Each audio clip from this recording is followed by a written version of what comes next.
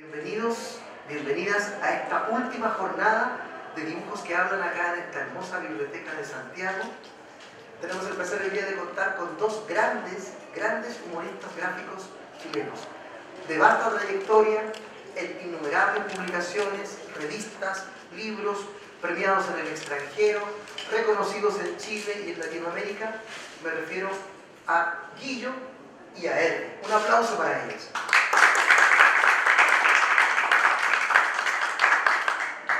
Muchachos, porque somos unos muchachos.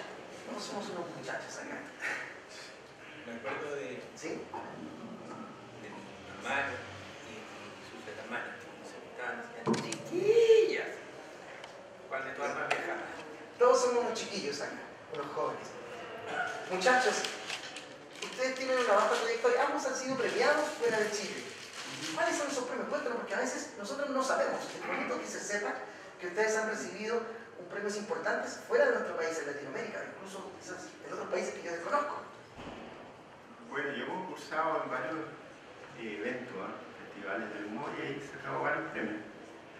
Y además tengo un premio que lo da Perú a un dibujante latinoamericano del año, y me dieron el Guaman Poma en el 2015.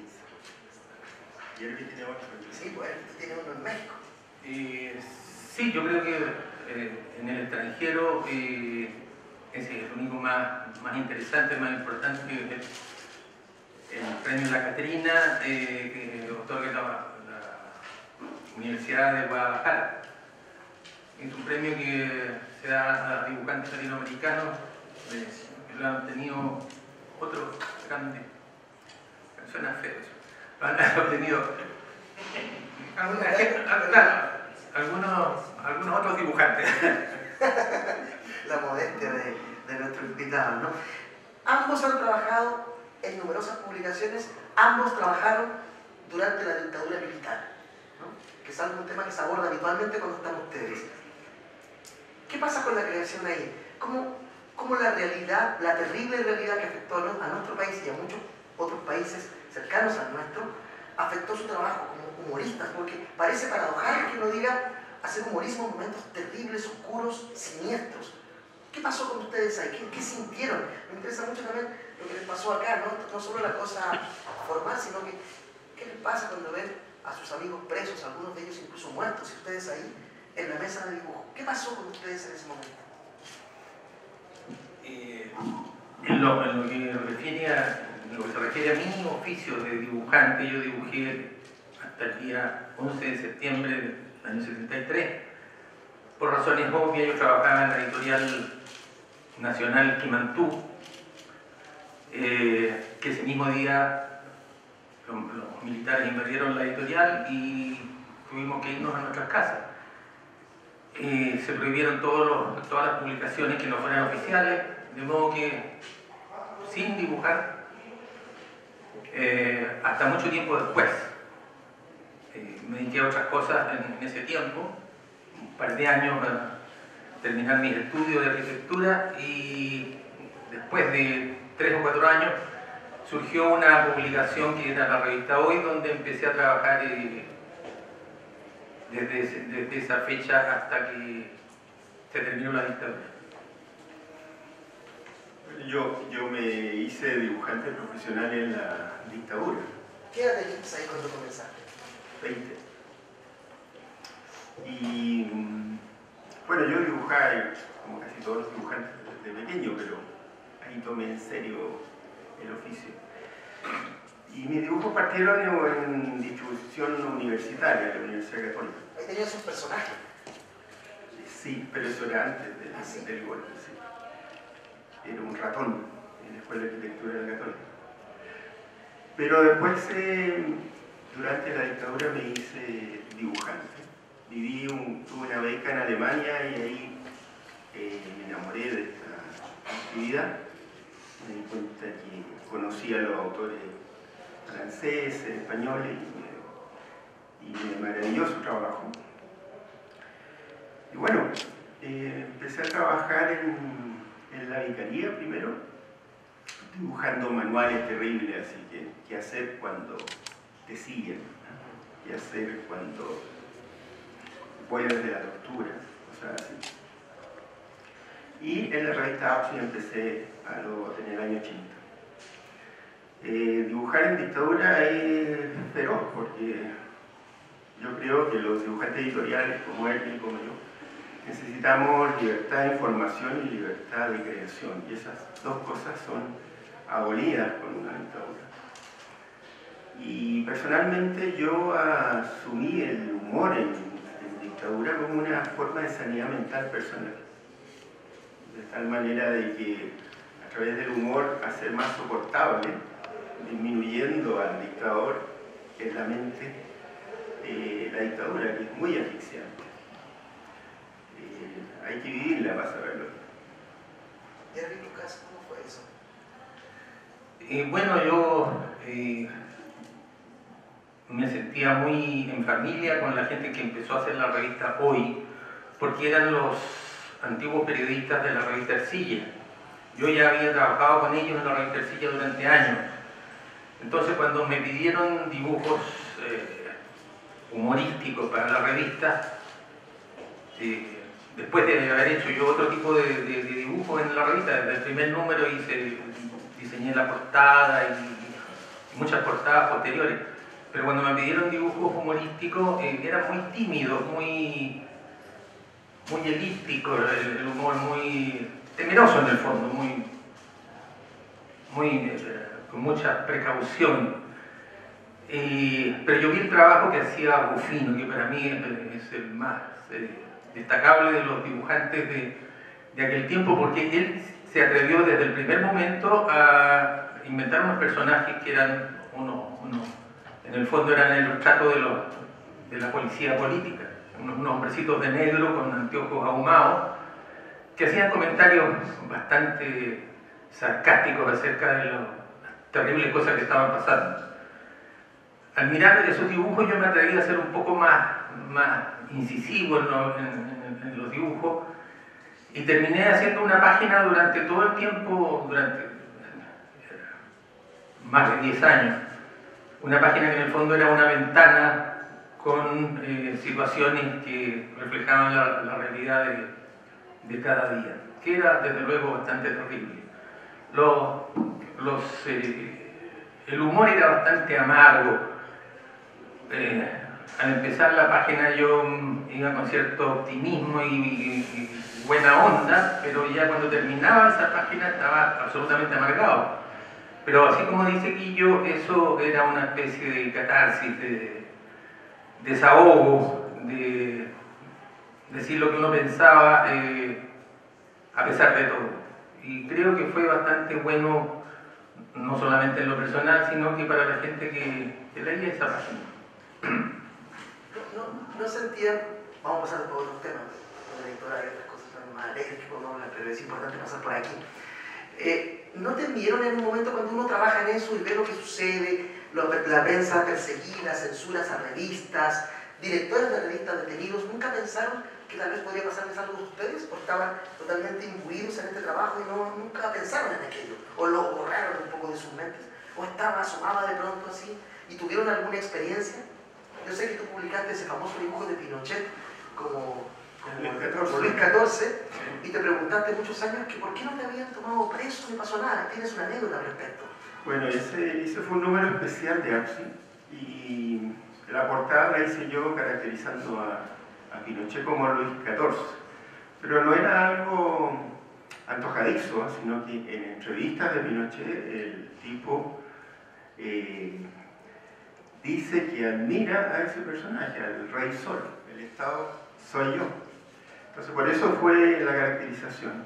Y eso le costó caro a la revista, porque detuvieron al director y al editor y estuvieron como un mes preso, maltratado. Y yo pensaba que como la portada era mía y salía eso en la televisión cuando hablaban de que se había cometido, cáchate la palabra, atentado psicopolítico a la imagen de su excelencia. Eso era el crimen. Ese era el crimen. Y todos los canales, como estaban todos pauteados, les mostraban y salía mi dibujo. Y nosotros los dibujantes filmamos las cosas, no son como los editoriales del director, que está el puro texto. Entonces Entonces yo estaba seguro pero no pasó nada. Yo creo que no valoraban mucho el dibujo político en ese momento como para darle tiempo y análisis, ¿no? Estaba más metido con las empresas que sacaban la Pero revista. había un gusto por lo artístico. Sí, bueno, amigos dicen que no pasó nada porque no entendieron el dibujo, pero no sé, no ocurrió nada.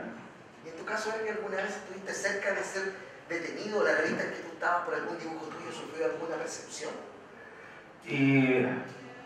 Salvo la censura semanal, muchas veces el paquete completo con la revista sin imprimir aún tenía que partir a la moneda, a la dirección de comunicaciones, para que la aprobaran, y ahí llegaban los censurados, y muchas veces, muchas páginas venían con una cruz encima muy evidente de que esa página no podía salir. En esos tiempos de estado de sitio, de censura terrible, había que seguir haciendo esa página, entonces empezó a ser un poco surrealista esa página con dibujos estúpidos para que pasaran la censura. Y eso era más gracioso aún. Me acuerdo de haber hecho una página, por ejemplo, donde no había la ciudad normalmente, que salía normalmente, era reemplazada por un paisaje bucólico, un campo donde habían puros personajes de otros países. Estaba Donald con los sobrinos, Batman, Superman, la Mujer Maravilla, etcétera, hablando estupideces. Y eso sí pasó, pero era aún más ridículo el hecho de que aparecieran esas cosas, y empecé a dibujar, por ejemplo,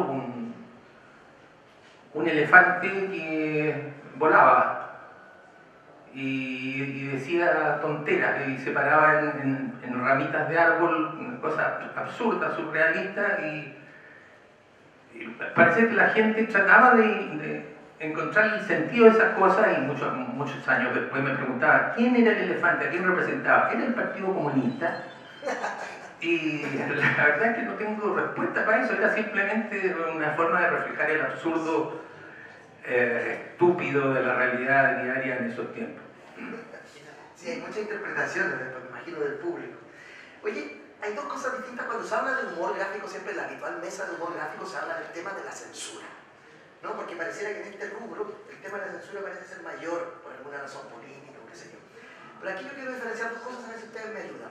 Una cosa es esta censura que ejerce el Estado en el caso de una dictadura, que sabemos que hay una razón política potente que no pueden hablar de ciertos temas. Otra es cuando el editor te dice, mira, vimos este dibujo y yo creo que podría pasar un problema, podemos hacer otro. Esa es una forma, quizás, no sé si les pasó. Y la otra no es esa censura que tú dices,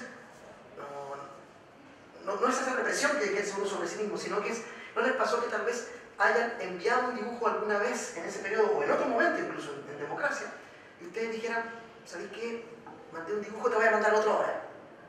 Porque eso no sé si es censura, sino que es autocorrección. Porque quiero preguntarles eso, ¿dónde empieza y termina la censura y cuándo no es? ¿Cuándo es otra cosa? Porque hay gente que dice, oye, te censuraron, Guillo, te censuraron, y tú dices, no me censuraron, mira, pasó esto. ¿Dónde está esa delicada línea que diferencia ambas cosas? Mira, yo en la revista sí tuve el privilegio de que mis dibujos nunca fueron censurados ni comentados, pasaban directo a la maqueta de la revista.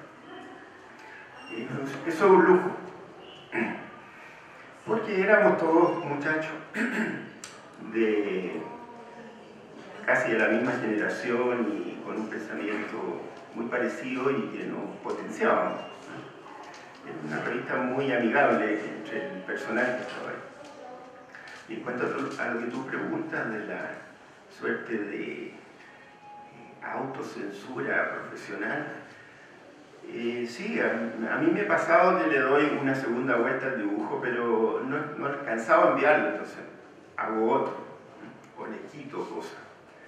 Pero eso más bien es control de calidad del mensaje de uno, ¿no? Tratando de hacerlo lo mejor posible, de acuerdo a los parámetros que cada uno tiene de la comunicación de eso. ¿Pero nunca sentiste, por ejemplo, que un chiste y dices, esto tal vez puede molestar a alguien que no debiese molestar, voy a hacer otra cosa. ¿Pasa eso? A mí no me ha pasado, no me ha pasado. Además yo hago un focus group con mi familia. Sí. Lo muestro antes de enviarlo y son algunos muy me críticos. dicen, mira, no se entiende mucho, dale otra vuelta, o no sonríen, cuando uno esperaba que sonrieran. Entonces, hay varias opiniones previas, ¿no?, antes de enviarlo. Hernán, en tu caso. Sí, a mí me ha ocurrido, digamos, desde el comienzo, esto de empezar a dibujar después de un periodo largo de no poder publicar nada. Evidentemente la autocensura fue fuerte al comienzo y una de las cosas que me ocurrió fue el hecho de no dibujar al dictador, porque era peligrosísimo, ni siquiera de espaldas, digamos. Durante muchos años simbolicé al dictador con un edificio, que era en el fondo el edificio de gobierno. Y las voces del dictador aparecían muy evidentes por la forma estúpida de hablar del fulano. Con el tiempo eso fue casi una forma de aceptar la imagen del dictador ausente. Y fue ahí donde me di cuenta de que era bueno no dibujarlo, porque al dibujar a un personaje uno lo humaniza. Hacer una caricatura de alguien es humanizarlo de alguna forma, sacarlo de su pedestal y ponerlo a nivel de tierra. Y me pareció que era una buena cosa no dibujarlo nunca, y de hecho no lo dibujé nunca, hasta que terminó la dictadura. En el diario La Época, por ejemplo, hacía el dibujo editorial y el dictador aparecía en solo los pies. Era una escalinata que terminaba en un trono y se le veían solamente los pies. Entonces el humor estaba en el diálogo o el monólogo que hacía el secretario del dictador, que dialogaba con el dictador sin que éste contestara, pero era evidente que estaba hablando con el dictador. Creo que esa fue la forma de evitar para siempre haberlo dibujado. Y eso.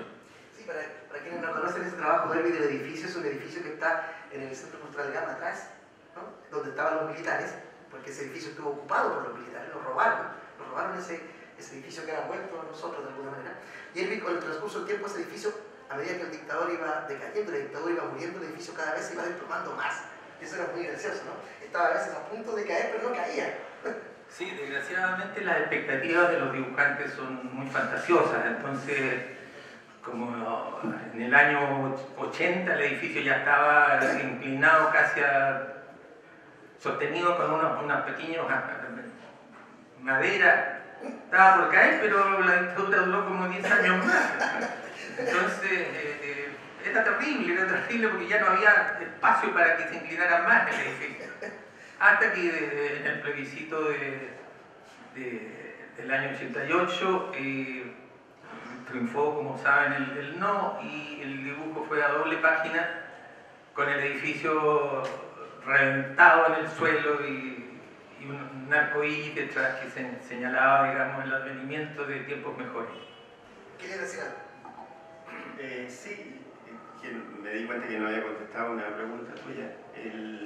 Yo igual que Herbie no dibujé nunca, salvo esa vez que quedó la escoba con la revista y fue censurada, revisada y detenido los directivos.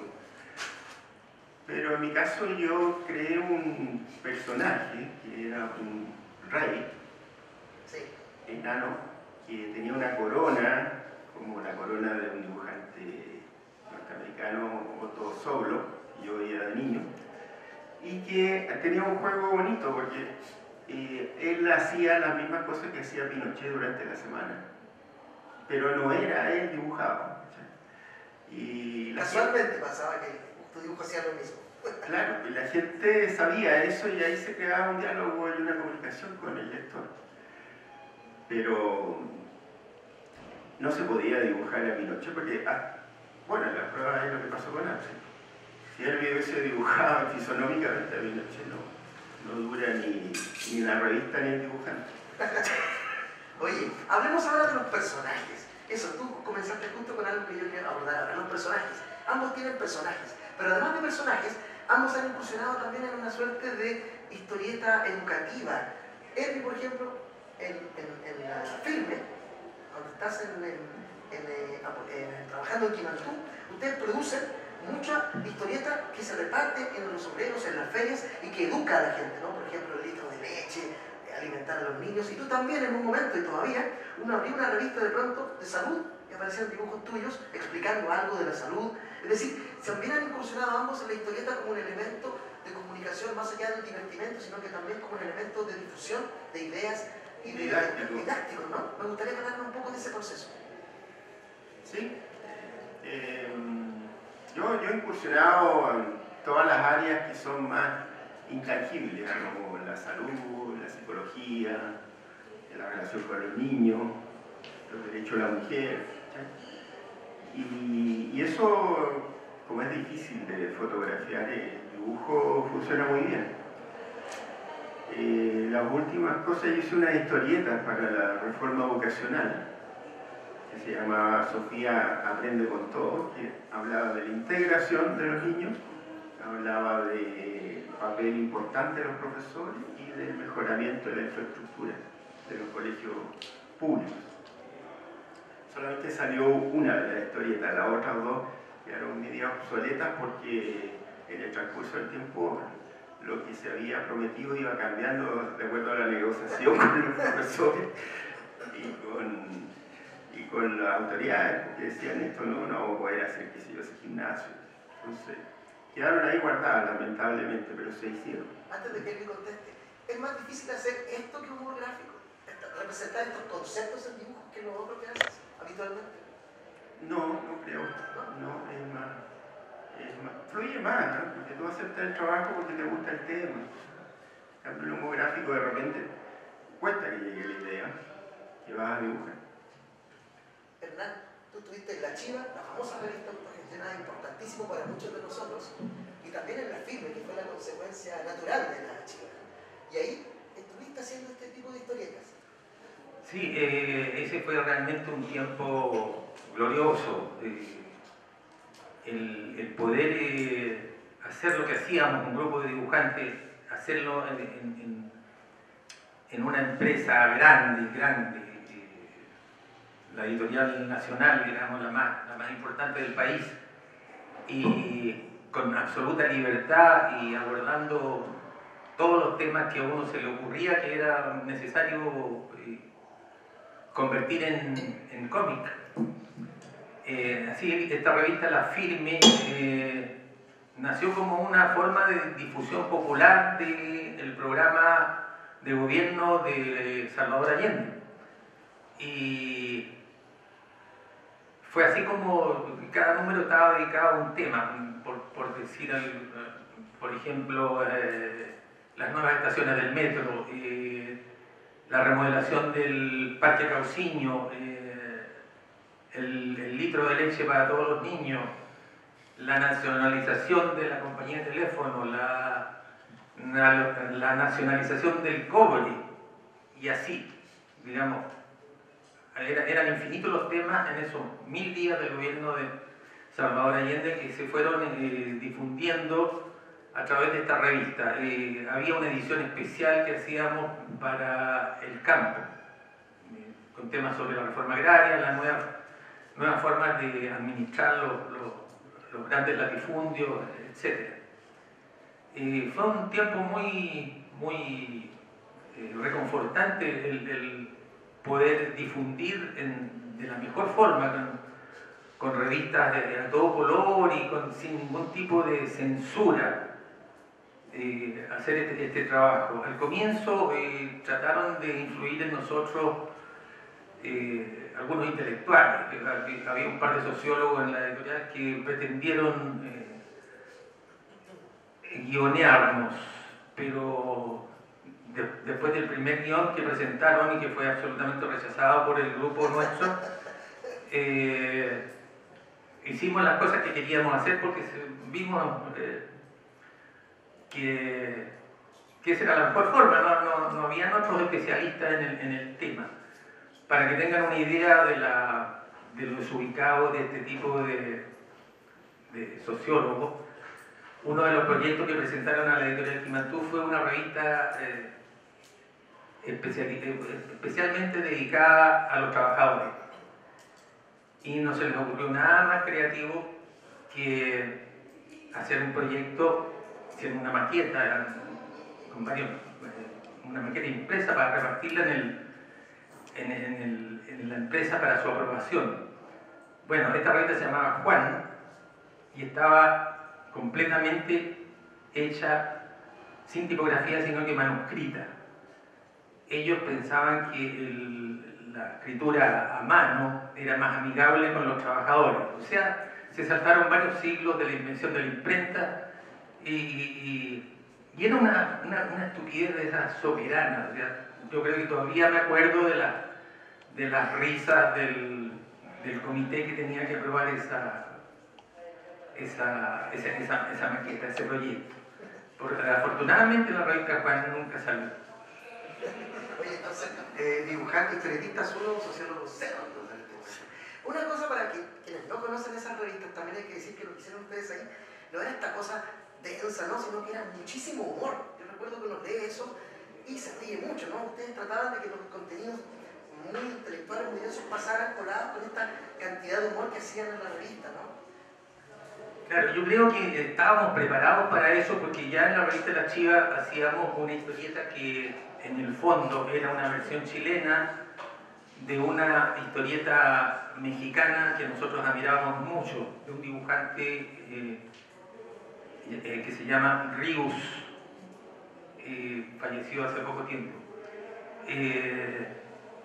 Él inventó una historieta que en el fondo el personaje de esa historieta era el pueblo completo.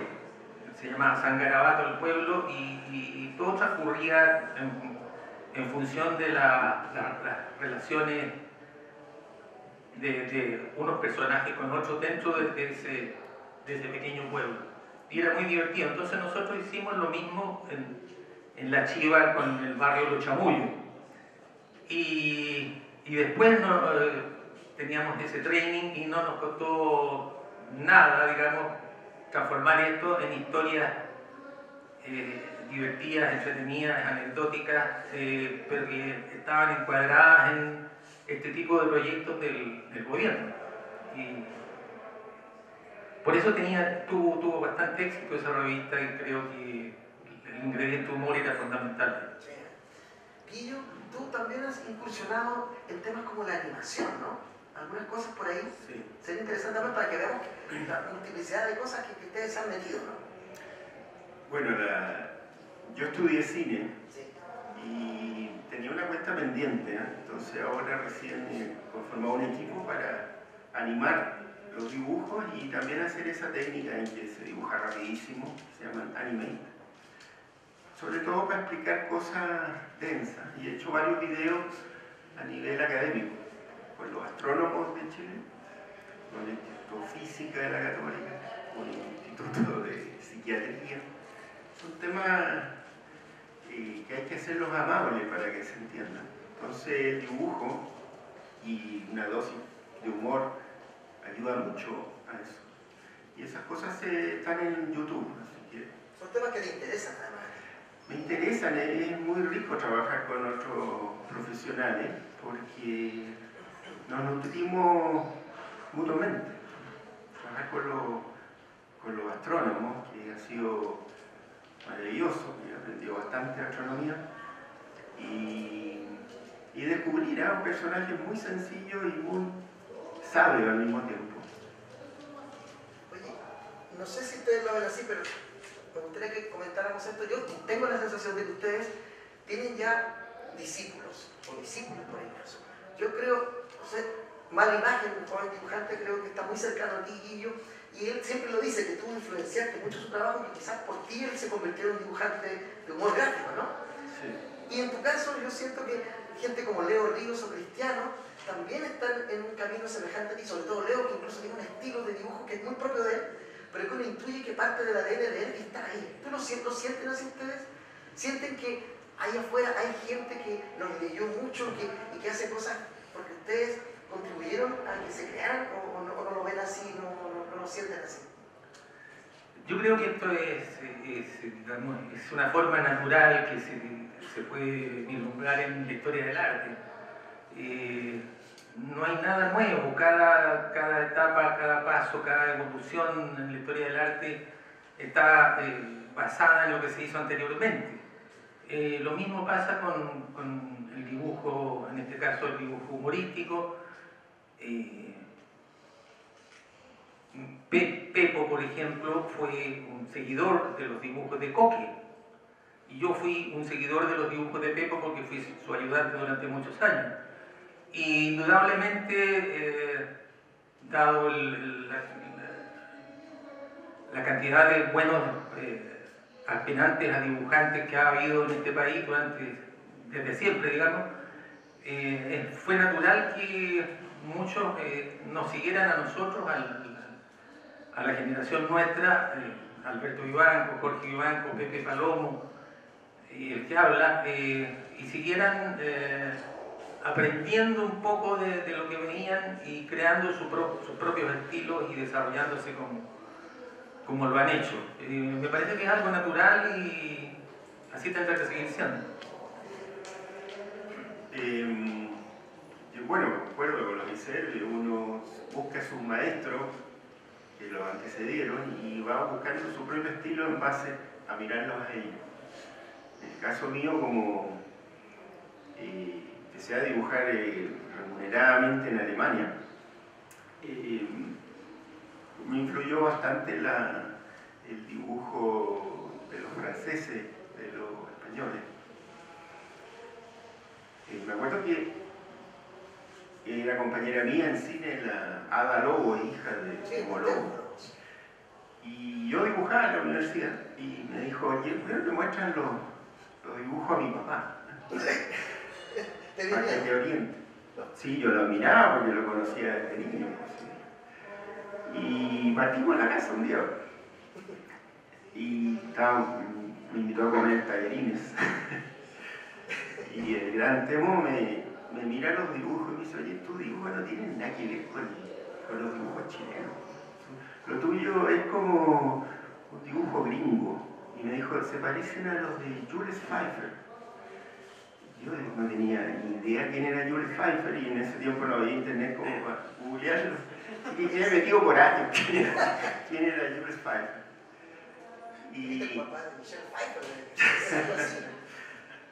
Así que me orientó en ese sentido. Y me dijo, mira, tus dibujos yo los colocaría en la revista Paula, en las revistas de ese tipo, porque corresponde más a eso. Bueno, y de hecho trabajé en una revista que la Delia Vergara formó después de Paula, que se llamó Clan. Tuve varios años ahí ilustrando temas, no haciendo humor gráfico, sino que ilustrando temas de, como te decía antes, de psicología, de los niños. Y ilustraba también la página que escribía en ese entonces, antes de ser famosa escritora, Isabel Allende.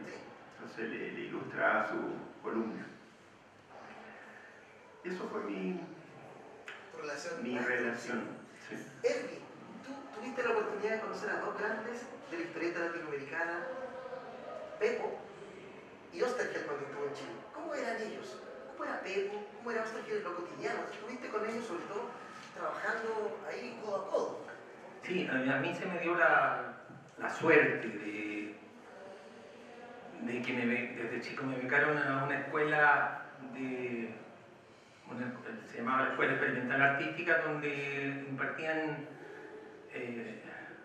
ramos, importante horario, digamos, de ramos artísticos, dibujo y pintura en mi caso, y había la mitad de los alumnos estudiaban música.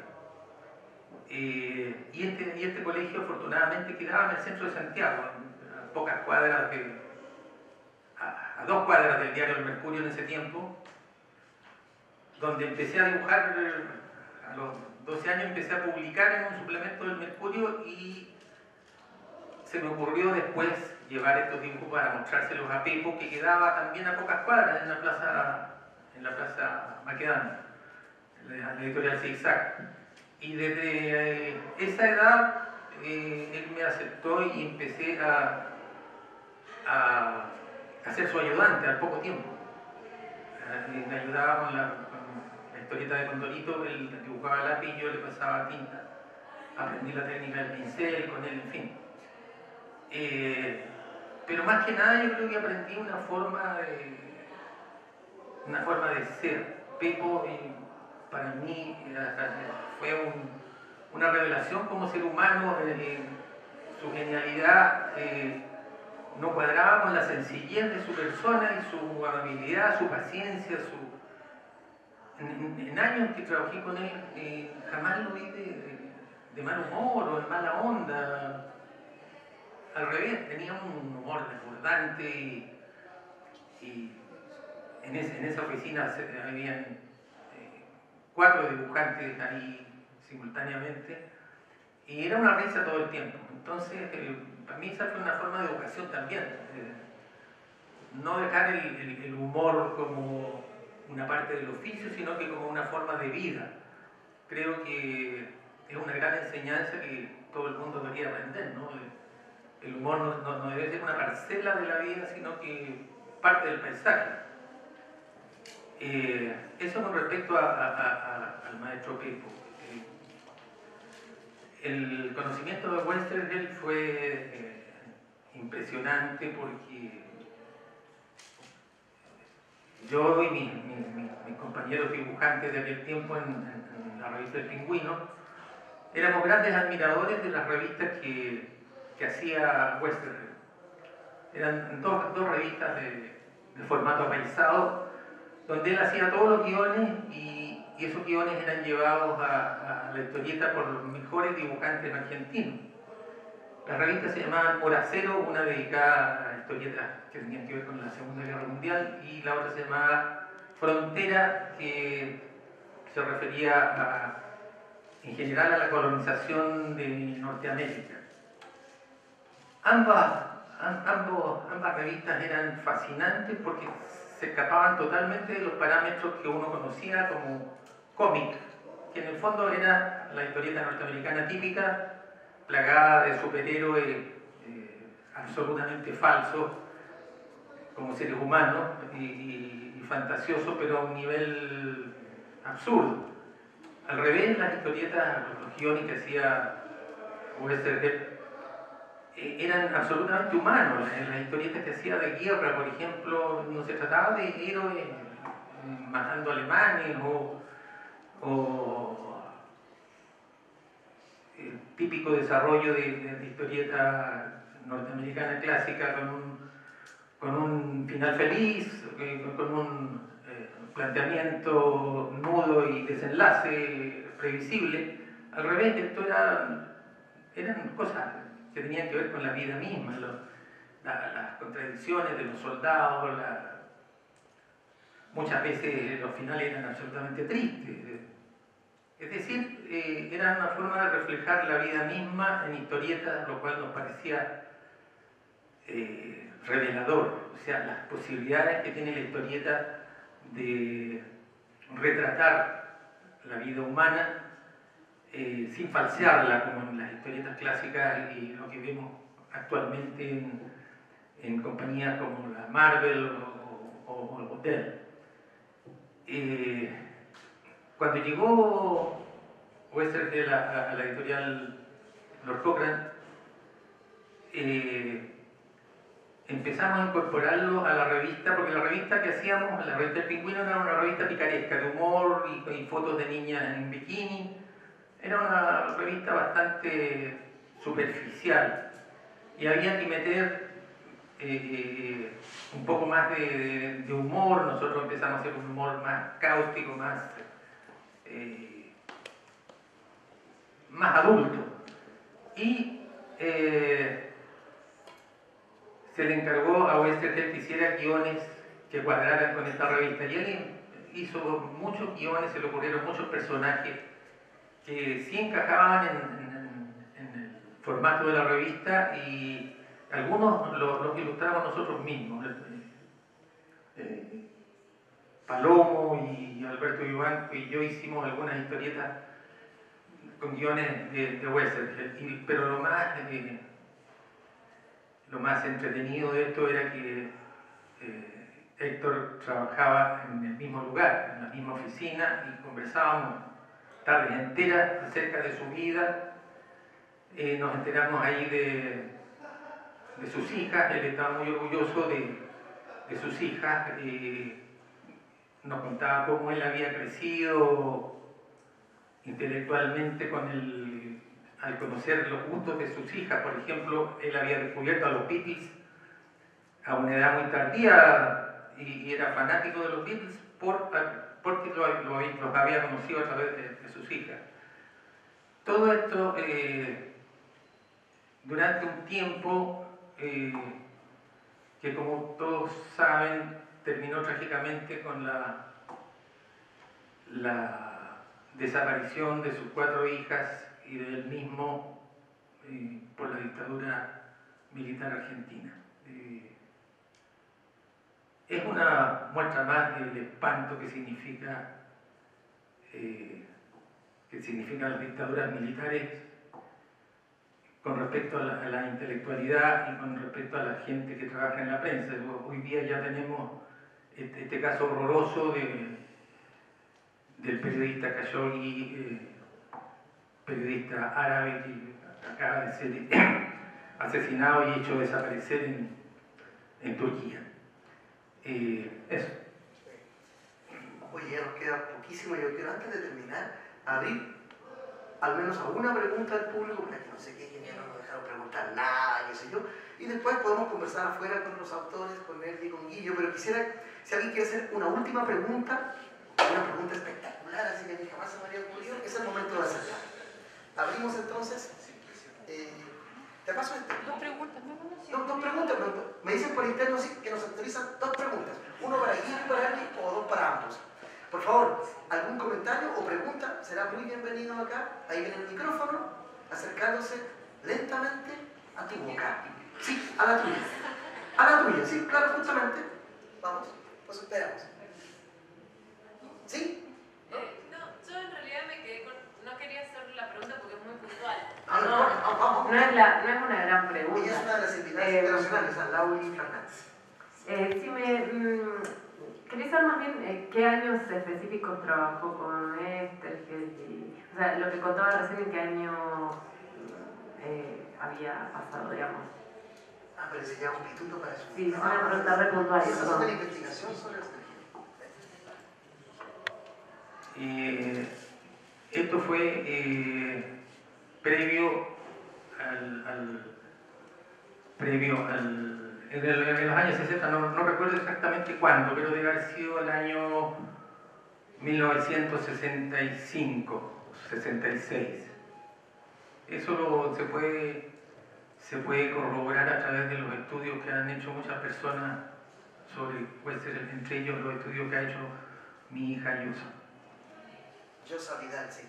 ¿Otra pregunta? Sí, yo tengo una pregunta, en realidad son 2. La primera es, ¿qué les parece el estado actual de la ilustración, de historieta del humor gráfico en Chile, hoy día como gremio y como fenómeno, con todo lo que está pasando?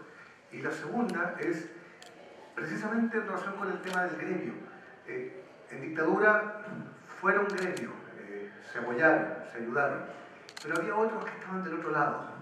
Jim Scott, Lucas, ¿qué relación hay con ellos? ¿Cómo los sienten? ¿Cómo los ven?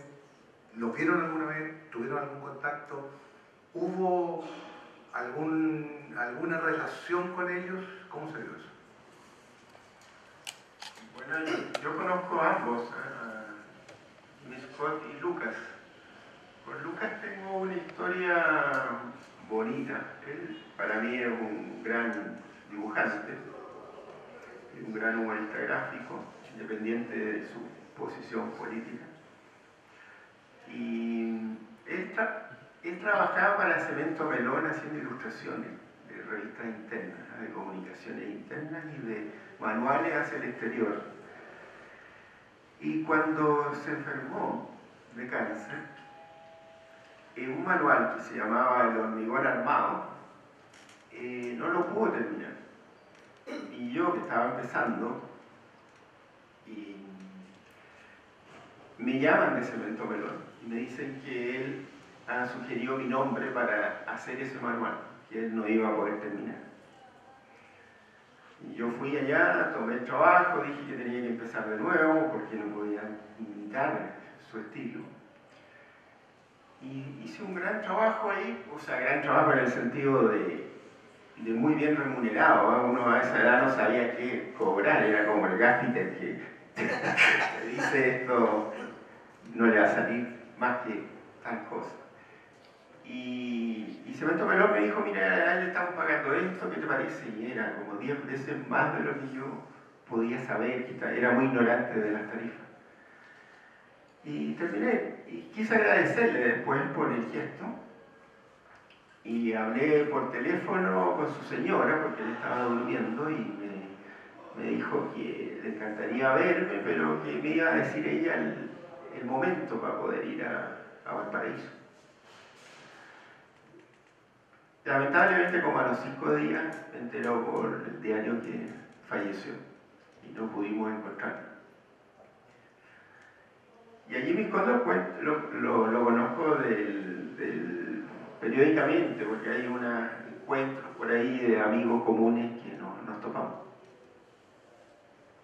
No sé si contesto tú. ¿Y es cordial esa relación con Jimmy Scott? Es cordial, es muy cariñoso, pero bueno, cordial, claro, Es un tipo silencioso. versallesca. Es muy silencioso, sí, yo creo que, bueno, es una característica de los dibujantes de humor, yo creo que nosotros debemos ser de los más elocuentes, porque generalmente son muy callados, ¿no? Todos se lo expresan por el dibujo. ¿Hernán, en tu caso? Sí, yo... Son las preguntas, recuerda primero cómo él estaba actuando, cómo lo ves, y después la relación con Lucas. Yo pienso que el gremio en realidad nunca ha sido tan gremio, ¿no? Desde que comencé a dibujar, el grupo de dibujantes más adultos ya siempre intentaron armar un gremio, una asociación de dibujantes periodísticos, pero fue todo tan efímero, nunca se ponían de acuerdo y hasta el día de hoy no existe un gremio de dibujantes. Yo creo que lo que dice Guillo es muy cierto, los dibujantes somos seres bastante retraídos, encerrados en nuestro oficio, y debe ser por la misma forma del trabajo. El proceso creativo es tan interno, tan individual, que no se presta para digamos, grupos de trabajo de trabajo más compartido. Creo que la experiencia que tuvimos con la Chiva, con estos otros 3 dibujantes, Palomo y los hermanos Vivanco, fue la forma más comunitaria que yo he conocido de trabajo en este oficio. Con estos 2 dibujantes siempre los conocí como de lejos. Debe haber sido, no sé si sería porque tenía algún tipo de prejuicio yo político, digámoslo francamente. Las pocas veces que conversé con Lucas, por ejemplo, me di cuenta de la forma de pensar, y a pesar de que yo era un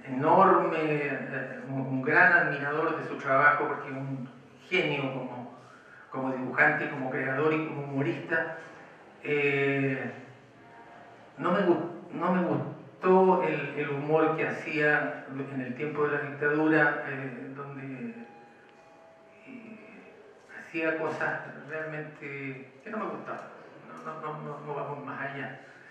Y con respecto a Jimmy Scott, yo siempre lo he admirado también porque es uno de los más grandes dibujantes chilenos. Sobre todo admiro su capacidad como caricaturista, es uno de los mejores que yo he conocido. Pero también no se dio una relación así de cercanía porque él emigró a Brasil durante muchos años.